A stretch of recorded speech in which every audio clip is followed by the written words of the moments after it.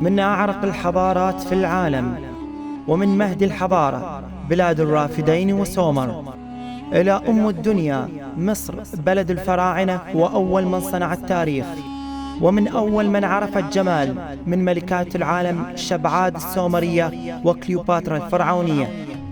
يأتيكم إمبراطور التسريحات الكوافير بسام إلى مدينة الأهرامات العظيمة القاهرة قريبا في دورة القرن والأولى في مصر الشقيقة، مع منظمين الدورة حمادة السنوسي ومراد، فكونوا على الموعد.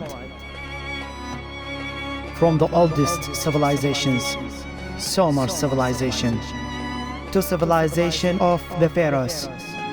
he's coming from Iraq to Egypt, the mother of the world.